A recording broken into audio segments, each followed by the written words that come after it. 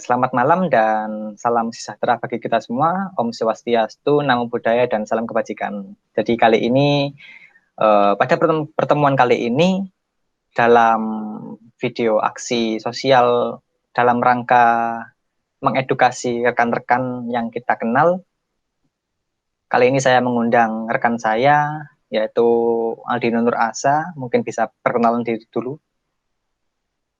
Baik, selamat malam. Assalamualaikum warahmatullahi wabarakatuh. Nama saya Aldino Rasafi Sapila, mahasiswa semester 4 Universitas Muhammadiyah Gresik. Waalaikumsalam. Gimana kabarnya Mas Dino? Alhamdulillah baik-baik saja, Mas. Baik-baik saja. Oke. Jadi biar nggak membuang waktu lebih lama lagi ya, langsung saya mulai aja.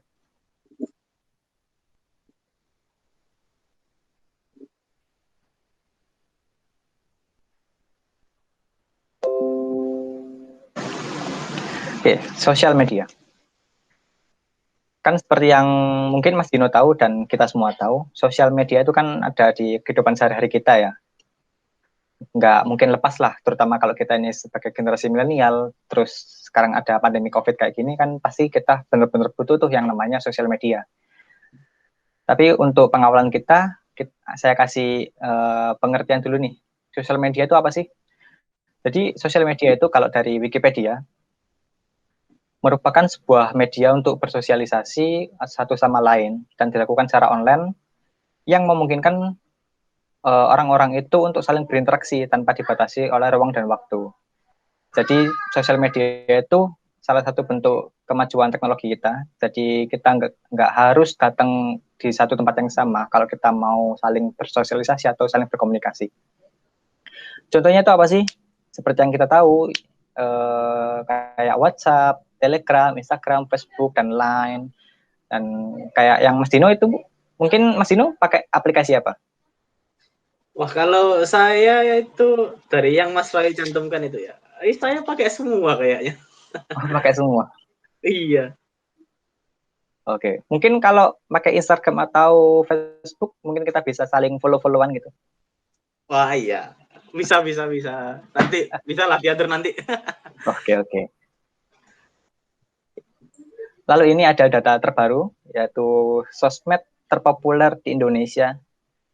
Datanya ini dari Januari 2019. Berdasarkan survei itu, data ini menampilkan bahwa sosial media yang paling populer di Indonesia adalah YouTube dan WhatsApp. Kalau di kategori Messenger ya, untuk saling bertukar pesan, itu adalah WhatsApp yang paling populer di Indonesia.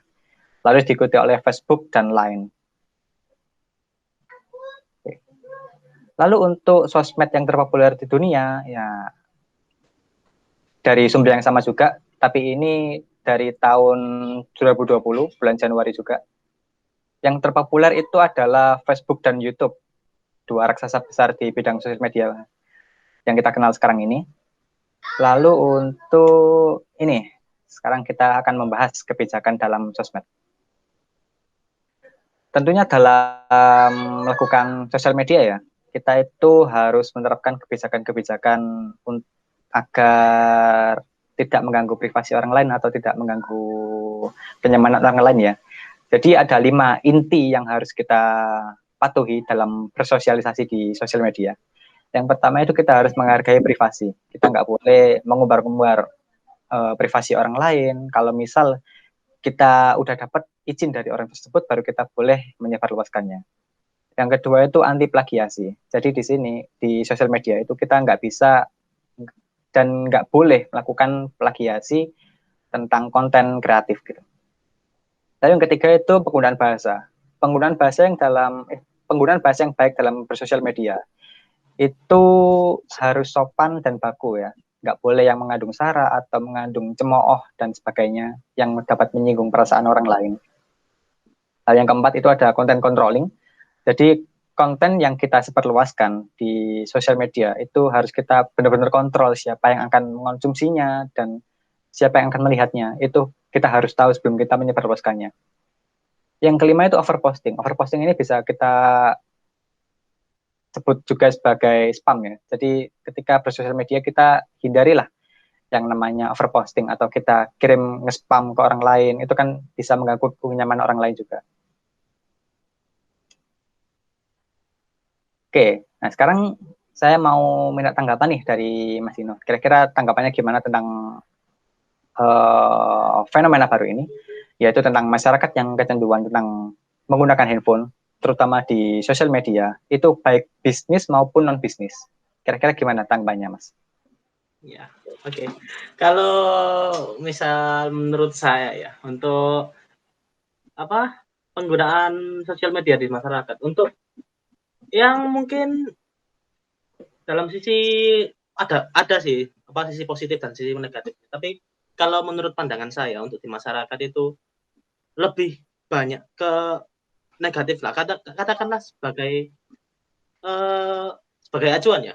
Tadi kan Mas Roy sudah bilang untuk kebijakan dalam sosmed ya. Ada menghargai privasi, anti plagiasi, penggunaan bahasa, content control, dan overposting. Nah, untuk di masyarakat sekarang itu banyak orang-orang yang sebenarnya tidak mengetahui tentang kebijakan-kebijakan tersebut. Katakanlah dari 5 kebijakan tersebut, pasti dalam suatu sosial media telah banyak dilanggar. Iya enggak? Contoh, Benar-benar. menghargai privasi kan jarang, gimana ya kalau menghargai privasi itu. Kayak kehidupan orang, apalagi kayak influencer gitu kan. Privasinya kan agak kurang terjaga sih ya. Untuk kayak kemudian ada apa di post sampai kemana-mana. Katakanlah dalam contoh akun sosial media yang lagi booming sekarang ya, Lambe Turah itu kan ya kayak gitu sih. Iya enggak? Benar. Kan kayak nyebar gosip gitu kan. Nah, pertama itu kesalahan pertama. Kemudian anti plagiasi, kan banyak orang yang misal mencomot asal copy paste tentang konten-konten yang ditulis orang lain kan banyak.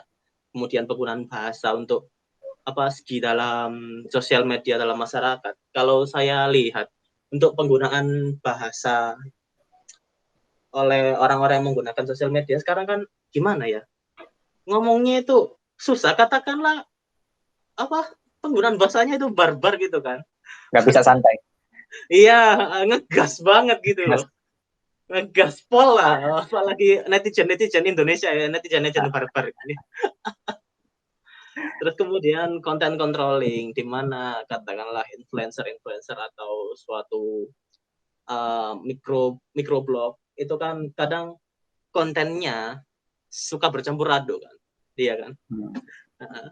Dia sebenarnya channel bahas apa, tapi kadang-kadang nyeleweng ke yang lain. Itu content controllingnya kurang. Tapi mungkin itu mereka itu mengikuti tanggapan pasar ya, mengikuti tren di pasar. Nah, iya itu. Tapi kan kemudian gara-gara cuma ngejar views, ngejar popularitas, akhirnya konten mereka tidak dikontrol. Oke. Menurut saya gitu. Dan itu malah membuat kayak kayak poin minus kan sebenarnya. Yang seharusnya Anda sebenarnya iya benar. Nah, itu kan sebenarnya harusnya sampean posting cuma masalah-masalah ini, kenapa kok tembus ke yang lain-lain, kan pasti gitu tanggapannya. Kemudian overposting juga, masalah spam itu kan juga banyak. Nah, untuk lanjut untuk positifnya ya. Kalau positifnya itu saya banyak menemukan di bisnis ya. Bisnis kan sekarang dari sosial media itu kan bisa jadi marketplace juga untuk bagi-bagi UMKM masyarakat, itu kan bisa menjadi ladang promosi bagi mereka untuk menjangkau masyarakat yang lebih luas juga. Oke. Kalau yang mengganggu privasi itu kayaknya mungkin bisa saya tanggapi sebentar ya. Kalau yang pertama ditanggapin sama Mas Dino, yang mengganggu privasi itu mungkin contohnya kayak si paparazzi ya. Kalau yang dilakukan oleh fans fanatik. Iya, benar. Paparazzi. Kalau ada selebritinya itu mungkin jalan-jalan dengan keluarganya, terus langsung ada paparazzi yang ngefoto tanpa minta izin dulu. Nah, itu kemudian kan langsung nanti disebar di media-media gitu kan. Itu sebenarnya sangat mengganggu privasi juga kan. Maka dari itu. Coba deh kalau misal masyarakat sekarang mematuhi 5 kebijakan dalam sosmed ini, mungkin ya environment di sosial media dalam lingkup Indonesia aja, mungkin kan juga bisa bagus. Bagus, dan mungkin Indonesia bisa jadi negara adidaya langsung ya. Wah iya, itu yang dicari. Lalu untuk yang penggunaan bahasa dan overposting, itu mungkin kita sering dengar yang namanya P. Nah, iya. P. Sering kalau kita ngecat orang, manggil orang itu P. Nah, itu kan penggunaan bahasa yang salah dan juga melanggar overposting juga. Iya, bener sih. Malah rasanya pengen nggak balas aja kalau udah ngerasa itu. Pengen diblok aja oleh P.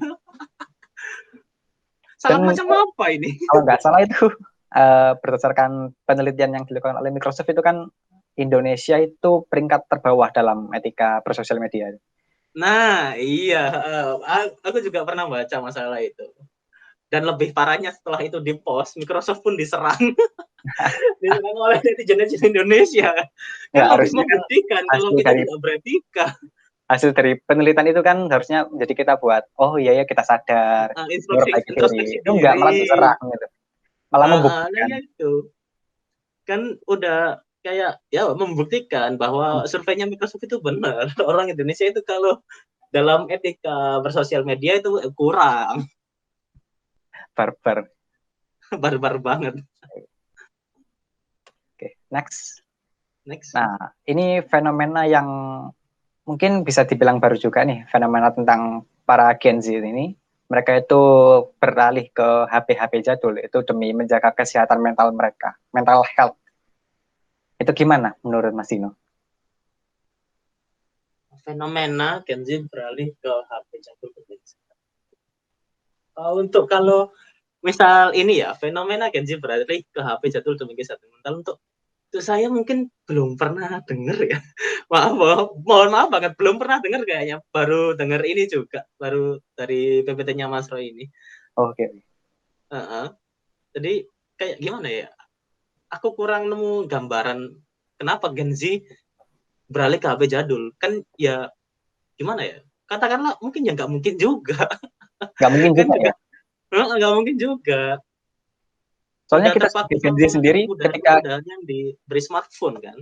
Nah, masalah kan sebagai Gen Z sendiri kita kalau jauh dari HP itu kan malah kesehatan mental kita terganggu gitu. Atau mungkin gini, kita yang udah kecanduan, jadi kalau lepas dari handphone atau smartphone itu kan, wah, hidup gua kurang nih.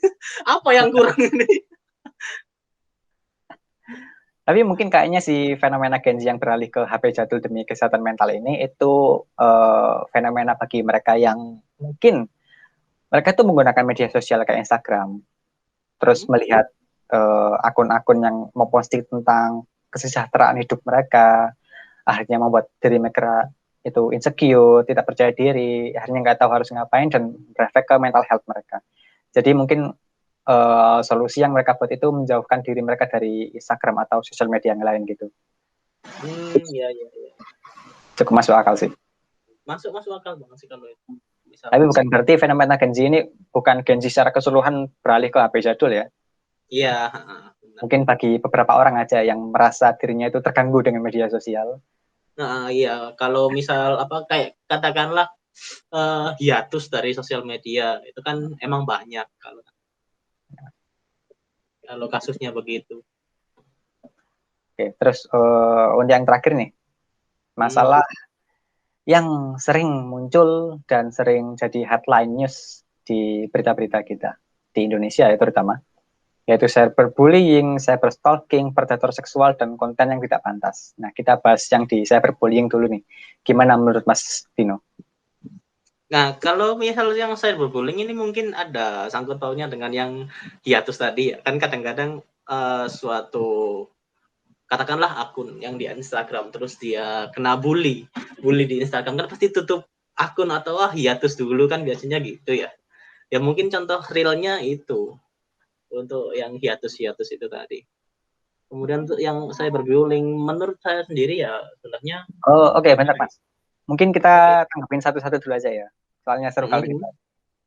Kalau yang cyberbullying ini saya pernah baca sebuah berita terbaru ini, yaitu ada seorang anak streamer wibu ini, yang dia wibu streamer, dia itu dibully oleh netizen, terus akhirnya dia bunuh diri. Iya. Kan setelah dia bunuh diri pun dia masih dibully di akunnya. Iya sih, ya gimana ya? Kalau cyberbullying kan itu memang katakanlah bully yang bersumber dari sebuah komunitas kan. Kan berarti kembali lagi ke topik utamanya, etika orang Indo dalam bersosial media itu sangat kurang. Kan begitu. Konsepnya sebenarnya muter-muter aja. Pasti nanti sangkut pautnya ke etika. Oke. Menurut Dan saya pelaku pembulian ini mereka melakukan itu karena kesenangan diri mereka sendiri. Nah, iya, itu juga ada bisa objek untuk melampiaskan emosi mereka. Mereka punya emosi yang dipendam sudah lama, akhirnya menemukan ada subjek yang mungkin cocok untuk dijadikan sasak pelampiasan. Iya, benar banget. Apalagi dan karena ini kan cyber ya, jadi dia melakukan kejahatan itu dia nggak bakal ketahuan dia itu siapa. Anonim kan, jadi kan dia bebas. Gua mau ngomong apa aja serah gua, pokoknya hati gua plong. Gitu kan. Ya itu, makanya itu. Sulit kalau misal semuanya serba daring itu sebenarnya. Oke, terus lanjut ke cyber stalking ini. Cyber stalking. Cyber stalking hubungan dari cyber dan stalking. Stalking itu kan apa namanya? Bahasa Indonesianya itu kan penguntit. Stalker. Stalker. Terus ada berita terbaru juga. Ini dari negara Sakura Jepang. Itu ada salah satu artis sebuah film lah, yang itu dia tuh alamat rumahnya ketahuan oleh netizen. Dan karena alamatnya udah tersebar, akhirnya dia tuh memutuskan untuk pindah rumah.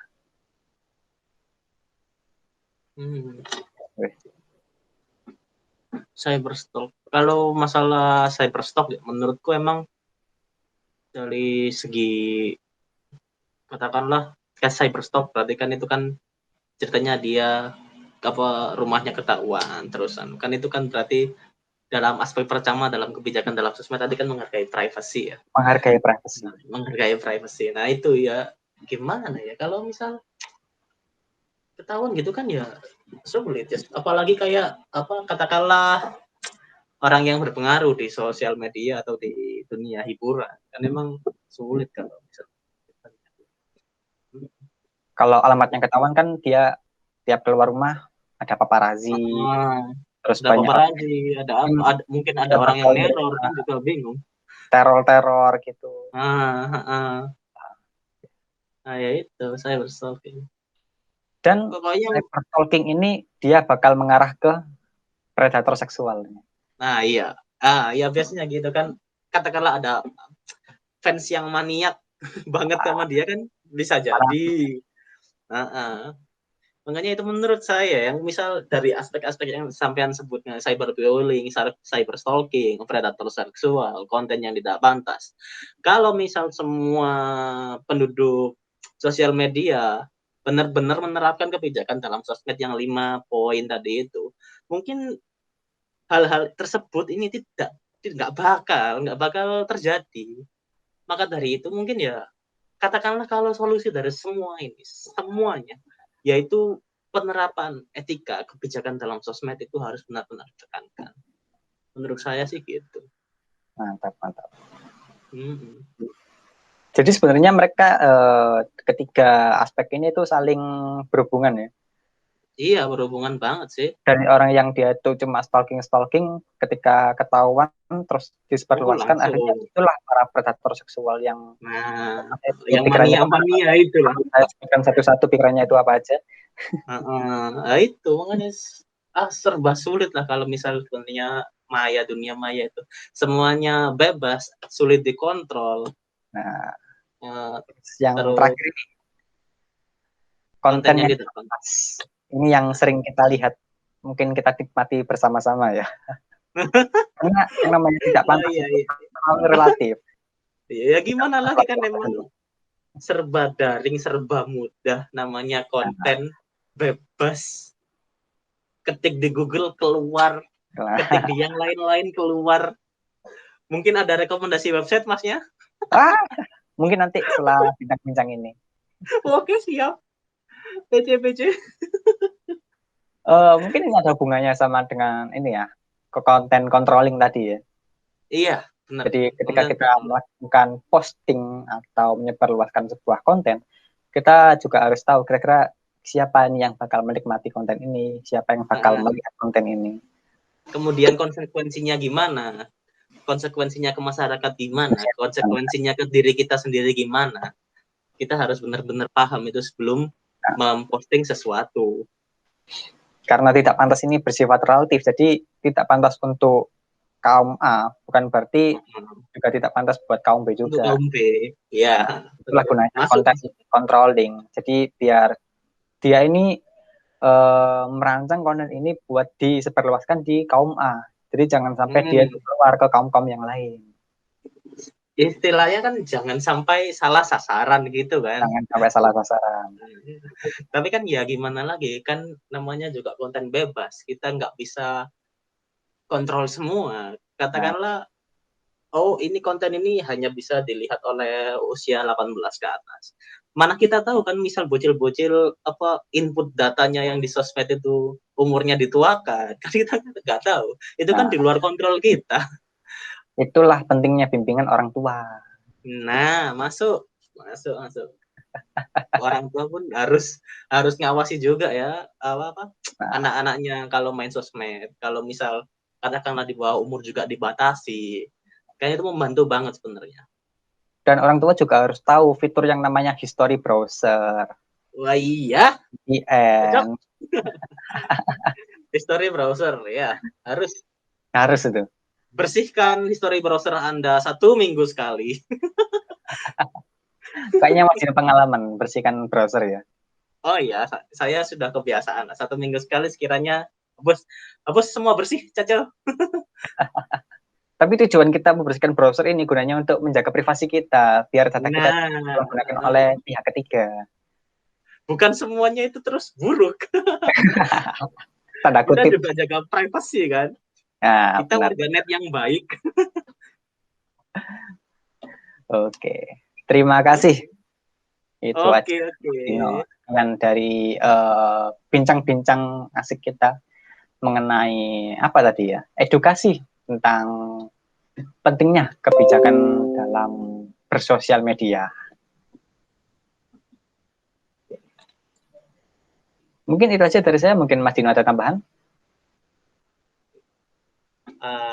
Untuk tambahan ya mungkin untuk semua penonton yang mendengar dan bisa mungkin yang melihat mungkin bincang-bincang kita kali ini mungkin ya.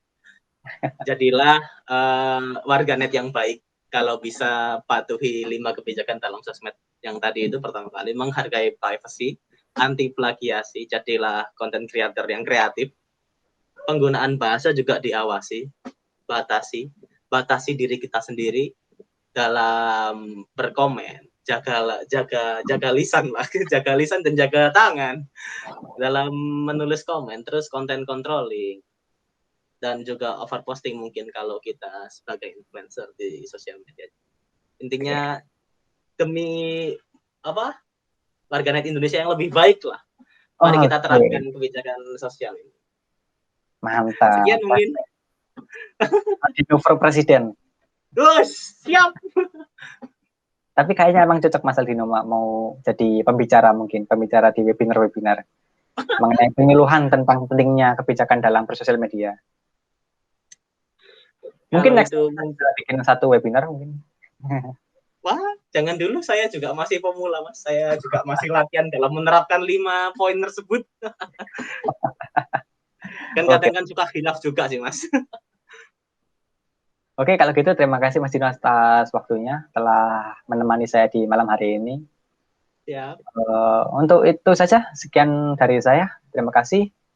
Saya Roy dari Project Sistem Informasi, mengundurkan diri.